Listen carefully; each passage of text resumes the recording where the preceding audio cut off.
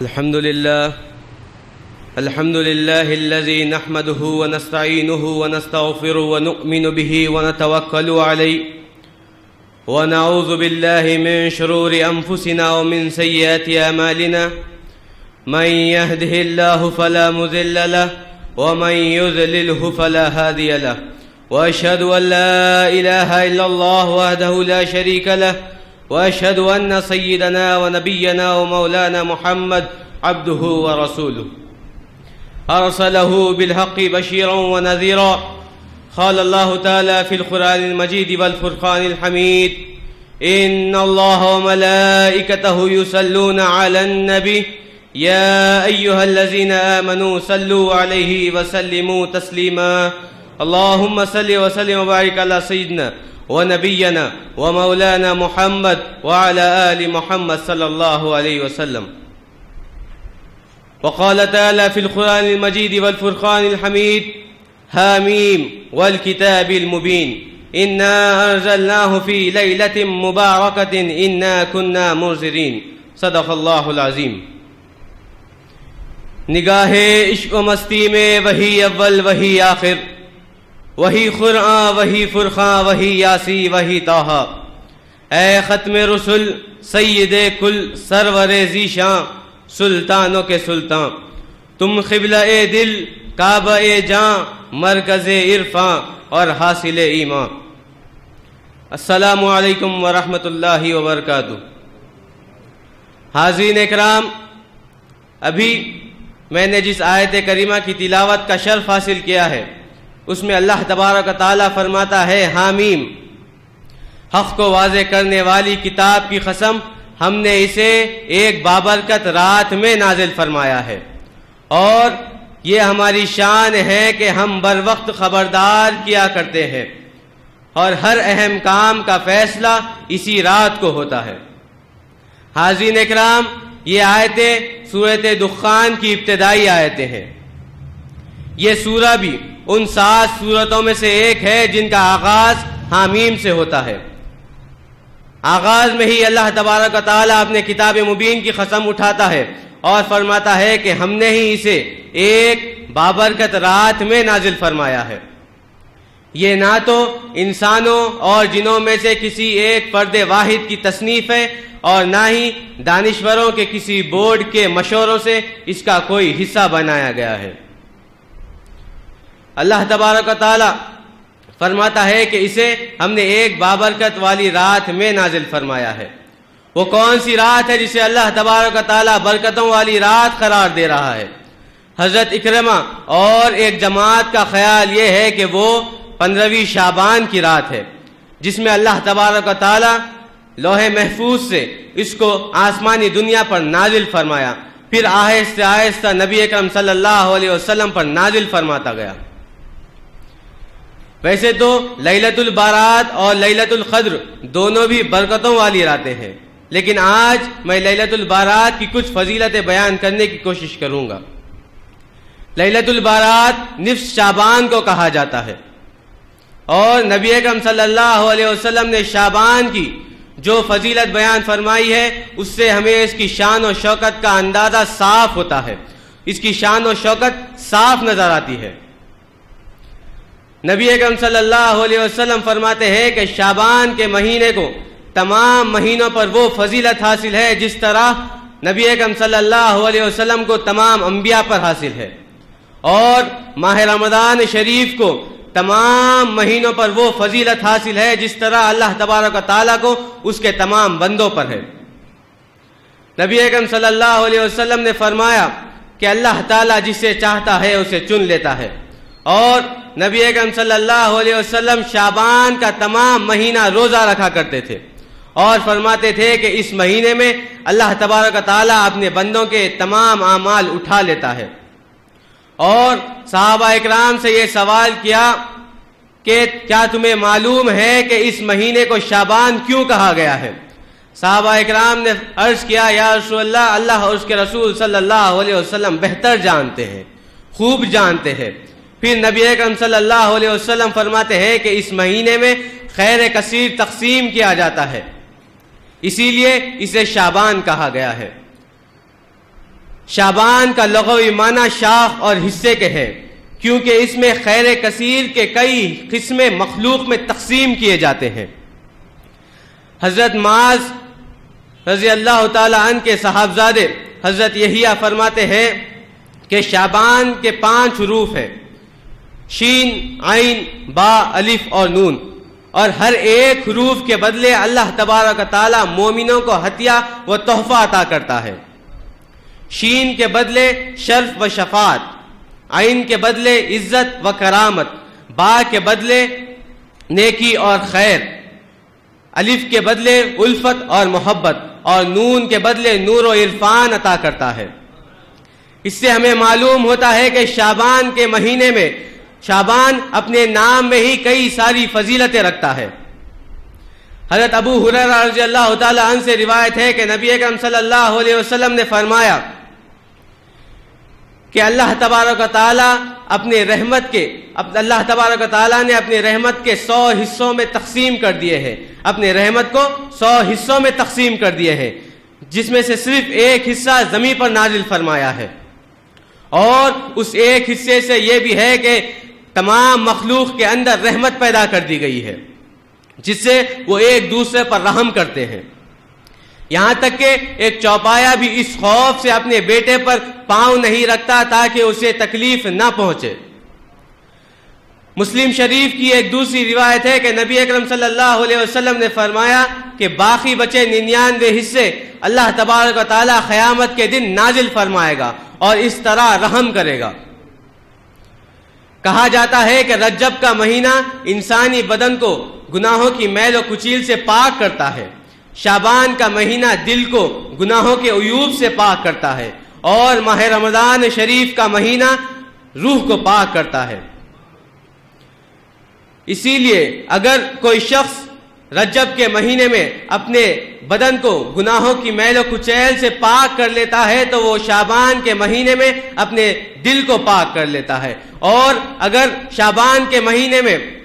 اگر وہ شخص اپنے دل کو پاک کر لیتا ہے تو وہ ماہ رمضان شریف کے مہینے میں اپنی روح کو پاک کر لیتا ہے۔ اور اگر کوئی شخص رجب کے مہینے میں اپنے بدن کو پاک نہ کرے، شعبان کے مہینے میں اپنے دل کو پاک نہ کرے، تو وہ ماہ رمضان شریف کے مہینے میں اپنے روح کو کیسے پاک کرے گا؟ اسی لیے حکماء فرماتے ہیں کہ رجب کا مہینہ گناہوں سے استغفار کے لیے ہے، گناہوں کی توبہ کے لیے ہے، شعبان کا مہینہ دل کو عیوب سے خالی کرنے کے لیے ہے، اور ماہ رمضان شریف کا مہینہ روح کو منور روشن کرنے کا سبب بنتا ہے۔ رسول اللہ صلی اللہ علیہ وسلم نے یہ بھی فرمایا ہے کہ جس شخص نے شعبان کے ابتدائی 3 دن، درمیانی 3 دن اور آخری کے 3 دن روزہ رکھا تو اللہ تبارک و تعالی اسے 70 نبیوں کے نیکیاں لکھ دیتا ہے، اس کے نام اعمال میں 70 نبیوں کے نیکیاں لکھ دیتا ہے، اور وہ شخص اس طرح ہوتا ہے جس نے اللہ تبارک و تعالیٰ کی 70 سال تک عبادت کی ہو، اور اگر وہ شخص اسی سال مر جائے تو اللہ تبارک و تعالیٰ اسے شہادت کی موت کا درجہ دیتا ہے۔ اور نبی اکرم صلی اللہ علیہ وسلم نے فرمایا کہ جس نے شعبان کی تعظیم کی اور اللہ تبارک و تعالیٰ سے ڈرتا رہا، اس کی اطاعت کرتا رہا، نیک اعمال کرتا رہا اور اس کی نافرمانی سے بچا، تو اللہ تبارک و تعالیٰ اس کے تمام اعمال بخش دے گا، اور تمام پریشانیاں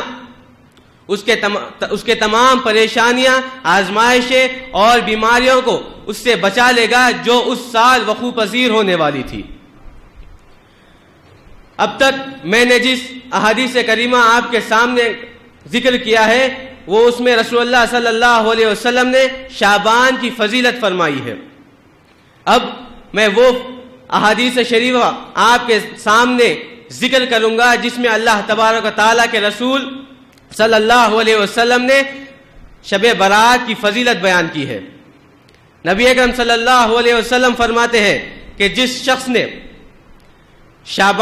نبی اکرم صلی اللہ علیہ وسلم فرماتے ہیں کہ شعبان کی 15ویں رات کو جاگا کرو اور اللہ تبارک و تعالیٰ کی عبادت کرو، اور اس کے دن میں روزہ رکھو، سورج کے غروب ہونے سے اللہ تبارک و تعالی جب سورج غروب ہوتا ہے تو اللہ تبارک و تعالی اپنی شان کے مطابق آسمانی دنیا پر جلوہ گر ہوتا ہے، نازل ہوتا ہے، اور یہ اعلان کرتا ہے کہ ہے کوئی مغفرت طلب کرنے والا کہ میں اسے بخش دوں، ہے کوئی رزق طلب کرنے والا کہ میں اسے رزق دوں، ہے کوئی گناہوں سے بچنے والا کہ میں اسے نجات دوں۔ اور یہ اعلان طلوع شمس سے لے کر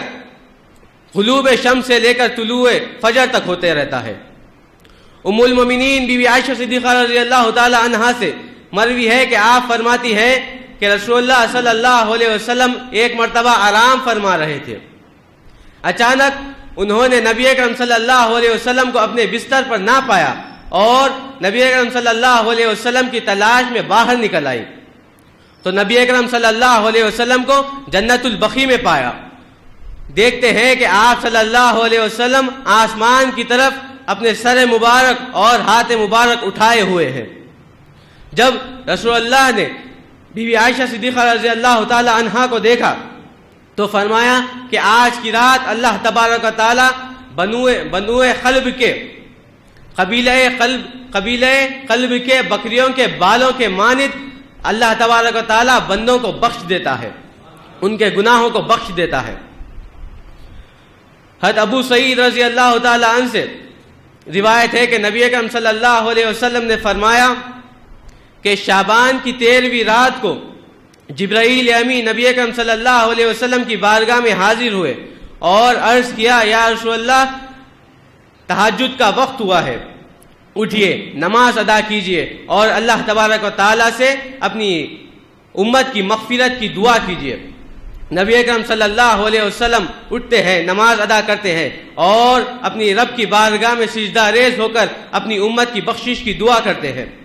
یہاں تک کہ صبح صادق ہوتی ہے۔ پھر جبرائیل حاضر ہو کر کہتے ہیں کہ یا رسول اللہ، اللہ تبارک و تعالیٰ نے آپ کی خاطر آپ کے امت کے تیسرے حصے کو بخش دیا ہے۔ پھر دوسری رات 14ویں شعبان کی رات جبرائیل پھر حاضر ہوتے ہیں اور عرض کرتے ہیں، یا رسول اللہ اٹھیے نماز ادا کیجئے اور اپنی رب سے اپنی امت کی مغفرت طلب کیجئے۔ پھر نبی اکرم صلی اللہ علیہ وسلم صبح صادق تک اپنی رب کی بارگاہ میں رہتے ہیں۔ پھر جبرائیل حاضر ہو کر کہتے ہیں، یا رسول اللہ، اللہ تبارک و تعالیٰ نے آپ کی خاطر آپ کے امت کے دوسرے حصے کو بھی بخش دیا ہے۔ پھر نبی اکرم صلی اللہ علیہ وسلم کو اپنی امت کے تیسرے حصے کے بارے میں فکر ہوئی اور زار و خطا رونے لگے اور جبرائیل سے سوال کیا، اے جبرائیل، میرے امت کے تیسرے حصے کے بارے میں بتاؤ، ان کے ساتھ کیا ہوگا؟ پھر جبرائیل لا علمی کا اظہار کرتے ہیں، کہتے ہیں مجھے نہیں پتا۔ پھر دوسری رات 15ویں شعبان کی رات جبرائیل حاضر ہوتے ہیں، پھر وہی سلسلہ ہوتا ہے۔ نبی اکرم صلی اللہ علیہ وسلم صبح صادق تک اپنی رب کی بارگاہ میں اپنی امت کی مغفرت کی دعا کرتے رہتے ہیں۔ پھر جبرائیل حاضر ہو کر عرض کرتے ہیں، یا رسول اللہ، اللہ تبارک و تعالیٰ نے آپ کے امت کے تیسرے حصے کو بھی آپ کی خاطر بخش دیا ہے، اور فرماتے ہیں کہ یا رسول اللہ، اللہ تبارک و تعالیٰ کی رحمت کا نظارہ دیکھیے، اپنا سر مبارک آسمان کی طرف ڈالیے۔ جب نبی اکرم صلی اللہ علیہ وسلم اپنا چہرے مبارک آسمان کی طرف اٹھاتے ہیں تو دیکھتے ہیں کہ آسمان کے تمام دروازے کھلے ہوئے ہیں، رحمت کے تمام دروازے کھلے ہوئے ہیں، تمام ملائکہ فرشتے اللہ تبارک و تعالیٰ کی بارگاہ میں سجدہ ریز ہیں اور نبی اکرم صلی اللہ علیہ وسلم کی امت کی بخشش کی طلب کر رہے ہیں، امت کی بخشش کی دعا کر رہے ہیں، اور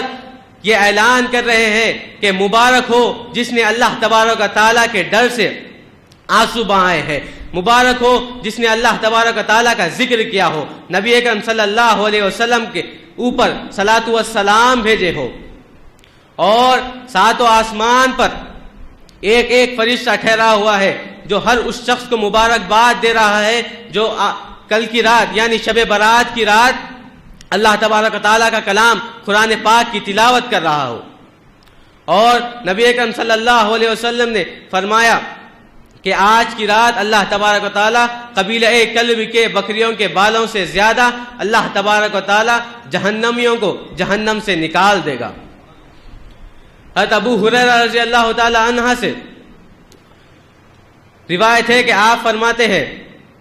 کہ نبی اکرم صلی اللہ علیہ وسلم نے فرمایا کہ 15ویں شعبان کی رات جبرائیل امی حاضر ہوئے اور فرمایا یا رسول اللہ تبارک و تعالیٰ کی بارگاہ میں اپنی امت کی مغفرت کی دعا کیجیے، آج کی رات اللہ تبارک و تعالیٰ آسمانوں اور رحمتوں کے دروازے کھول دیتا ہے۔ پھر نبی اکرم صلی اللہ علیہ وسلم جبرائیل سے سوال کرتے ہیں، اے جبرائیل اس رات کی فضیلت بتاؤ۔ پھر جبرائیل عرض کرتے ہیں، یا رسول اللہ تبارک و تعالیٰ آج کی رات رحمت کے 300 دروازے کھول دیتا ہے اور ہر اس شخص کو بخش دیتا ہے جس نے اللہ تبارک و تعالیٰ کے ساتھ کسی کو ملایا نہ ہو، شرک نہ کیا ہو، سوائے جادوگر کے، چغل خور کے، سود خور کے، دشمنی رکھنے والوں سے، ماں باپ کی نافرمانی کرنے والوں سے، اور چند ایسے نام لیے کیونکہ یہ وہ بدبخت لوگ ہیں جن کے گناہ کبھی معاف نہ ہوں گے جب تک کہ وہ اپنے گناہوں سے توبہ نہیں کرتے اور اپنے گناہوں کو چھوڑ نہیں دیتے۔ نبی اکرم صلی اللہ علیہ وسلم یہ سن کر اللہ تبارک تعالیٰ کی بارگاہ میں سجدہ ریز ہو جاتے ہیں اور زار و خطا رونے لگتے ہیں اور یہ عرض کرتے ہیں، اللہ تبارک تعالیٰ سے عرض کرتے ہیں، اے اللہ میں تیرے عذاب سے اور تیری ناراضگی سے پناہ مانگتا ہوں، میں تیری تعریف اس طرح نہیں کر سکتا جس طرح تو نے اپنی تعریف کی ہے، تمام تعریفیں اللہ کے لیے جب تک کہ وہ راضی نہ ہو جائے۔ حضرت محمد بن عبداللہ الزاہدی سے روایت ہے کہ آپ فرماتے ہیں کہ جب ان کے دوست ابو حفص کا انتقال ہوا تو وہ ان کی خبر پر حاضری نہ دے سکے، انہوں نے ان کے دوست کی خبر پر حاضری نہ دی۔ ایک مرتبہ انہوں نے سوچا کہ وہ اپنے دوست کے خبر پر جائیں اور حاضری دے، یہی سوچ میں رات ہوئی اور وہ سو گئے۔ ان کے خواب میں ان کے دوست آئے، ان کے دوست کا رنگ بدلا ہوا تھا اور ان کے چہرے پر زردی تھی۔ یہ اپنے دوست کو دیکھ کر کہتے ہیں، سلام کرتے ہیں، پھر ان کے دوست نے ان کا سلام نہ لوٹایا، پھر وہ حیرانی کے ساتھ کہتے ہیں، سبحان اللہ تو نے میرا سلام کیوں نہیں لوٹایا؟ پھر ان کے دوست کہتے ہیں کہ سلام لوٹانا عبادت ہے اور ہم مرنے کے بعد عبادت ہم پر فرض نہیں ہوتی۔ پھر یہ کہتے ہیں کہ تیرا چہرہ تو بڑا حسین و جمیل تھا، تیرے چہرے پر یہ زردی کیسی؟ تو یہ کہتے ہیں کہ جب میرا انتقال ہوا، مجھے خبر میں دفنایا گیا تو ایک فرشتہ میرے سر کے برابر آ کر ٹھہر گیا اور میرے تمام گناہ مجھے گناتا گیا، اسی دوران مجھے ایک ایسا ڈنڈا مارا کہ میرے بدن سے آنکھ کے شعلے نکلنے لگے۔ اللہ اکبر، کہ ان کے بدن سے آنکھ کے شعلے نکلنے لگے، اور اسی دوران ان کی خبر نے ان سے ہم کلامی کی کہ تجھے جب میرے رب سے حیا کیوں نہیں آئی جب تو گناہ کر رہا تھا؟ اور یہ عذاب جاری رہا جب تک کہ شعبان کا چاند طلوع نہ ہوا۔ جب شعبان کا چاند طلوع ہوا تو ایک آواز دینے والے نے ان کے اوپر سے آواز دی کہ اے فرشتوں، اس پر سے عذاب ہٹا لو، کیونکہ اس نے شعبان کی ایک رات کو زندہ کیا تھا اور اس کے ایک دن روزہ رکھا تھا۔ تو حاضرین اکرام، شعبان کی ایک رات اللہ تبارک و تعالیٰ کی عبادت کرنے سے اور اس کے دن میں روزہ رکھنے سے ان پر سے عذاب ہٹا لیا گیا اور ان کے واسطے رحمت کے دروازے کھول دیے گئے۔ جیسا کہ نبی اکرم صلی اللہ علیہ وسلم نے فرمایا کہ جس شخص نے عید الفطر یا عید الاضحیٰ میں سے کوئی ایک رات اور 15ویں شعبان کی رات قیام اللیل کیا اور اس کے دن میں روزہ رکھا تو اللہ تبارک و تعالیٰ اس کے دل کو زندہ رکھے گا، جبکہ دوسروں کے دل مردہ ہو جائیں گے اور وہ اللہ تبارک و تعالیٰ کی عبادت سے غافل ہو جائیں گے۔ حاضرین اکرام، ام المومنین بی بی عائشہ صدیقہ رضی اللہ تعالی عنہا سے روایت ہے کہ آپ فرماتی ہیں کہ ایک مرتبہ نبی اکرم صلی اللہ علیہ وسلم آرام کر رہے تھے، اچانک انہوں نے نبی اکرم صلی اللہ علیہ وسلم کو اپنے بستر پر نہ پایا اور یہ خیال کیا کہ نبی اکرم صلی اللہ علیہ وسلم اپنے کسی دوسرے جوزا کے گھر تشریف لے گئے ہوں گے۔ اسی خیال میں وہ نبی اکرم صلی اللہ علیہ وسلم کی تلاش میں باہر نکل آئی، اور جب وہ نبی اکرم صلی اللہ علیہ وسلم کو ڈھونڈتے ڈھونڈتے سیدہ فاطمہ الزہرا رضی اللہ تعالی عنہا کے مکان پر پہنچتی ہے، اور وہاں یہ انہیں معلوم ہوتا ہے کہ نبی اکرم صلی اللہ علیہ وسلم وہاں بھی نہیں ہے، تو سیدہ فاطمہ الزہرا رضی اللہ تعالی عنہا مولائے کائنات امام حسن امام حسین تمام کے تمام رسول اللہ صلی اللہ علیہ وسلم کو ڈھونڈنے کے لیے باہر تشریف لاتے ہیں۔ مولائے کائنات کہتے ہیں کہ ہمیں نبی اکرم صلی اللہ علیہ وسلم کو مسجد میں ڈھونڈنا چاہیے۔ جب وہ تمام مسجد میں جاتے ہیں تو نبی اکرم صلی اللہ علیہ وسلم کو ادھر نہیں پاتے۔ پھر مولائے کائنات فرماتے ہیں کہ ہمیں نبی اکرم صلی اللہ علیہ وسلم کو جنت البقیع میں ڈھونڈنا چاہیے۔ ابھی وہ تمام جنت البقیع کے راستے میں ہی تھے کہ ایک نور سا نظر آیا۔ مولائے کائنات فرماتے ہیں یقیناً یہ نور نبی اکرم صلی اللہ علیہ وسلم کی طرف سے ہی ہے، وجہ سے ہی ہے۔ یقیناً نبی اکرم صلی اللہ علیہ وسلم جنت البقیع میں ہی ہے۔ وہاں جا کر دیکھتے ہیں کہ نبی اکرم صلی اللہ علیہ وسلم اللہ تبارک و تعالیٰ کی بارگاہ میں سجدہ ریز ہیں اور زار و خطا رو رہے ہیں۔ یہ دیکھ کر سیدہ نبی اکرم صلی اللہ علیہ وسلم کے سر کے برابر ٹھہر جاتی ہیں اور آپ کا چہرے مبارک اٹھاتی ہیں اور سوال کرتی ہیں کہ بابا جان، کیا کسی دشمن نے تکلیف پہنچائی ہے یا کسی وحی آئی ہے یا کوئی وحی آئی ہے؟ تو نبی اکرم صلی اللہ علیہ وسلم فرماتے ہیں نہ ہی کسی دشمن نے تکلیف پہنچائی ہے اور نہ ہی فرشتوں نے وحی لائی ہے۔ میں اللہ تبارک و تعالیٰ کی بارگاہ میں اپنی امت کی مغفرت طلب کر رہا ہوں، اور اگر تم میری رضا چاہتے ہو تو تمام کے تمام اللہ تبارک و تعالیٰ کی بارگاہ میں سجدہ ریز ہو جاؤ۔ یہ سننا ہی تھا کہ تمام کے تمام بی بی عائشہ صدیقہ رضی اللہ تعالی عنہا، بی بی فاطمہ الزہرا رضی اللہ تعالی عنہا، مولائے کائنات امام حسن امام حسین تمام کے تمام سجدہ ریز ہو گئے اور اللہ تبارک و تعالیٰ کی بارگاہ میں زار و خطا رونے لگے۔ حاضرین اکرام، کل کی رات بڑی فضیلتوں والی رات ہے۔ نبی اکرم صلی اللہ علیہ وسلم فرماتے ہیں کہ جس نے 15ویں شعبان کی رات 100 رکعت نفل ادا کی اور ہر ایک رکعت میں 5 یا 10 مرتبہ سورۃ فاتحہ اور سورۃ اخلاص پڑھی تو اللہ تبارک و تعالیٰ 5000 فرشتے نازل کر دیتا ہے، اور ہر ایک فرشتے کے پاس ایک نور کا دفتر ہوتا ہے جس میں وہ قیامت تک اس کا ثواب لکھتے رہتے ہیں۔ نبی اکرم صلی اللہ علیہ وسلم کی ایک دوسری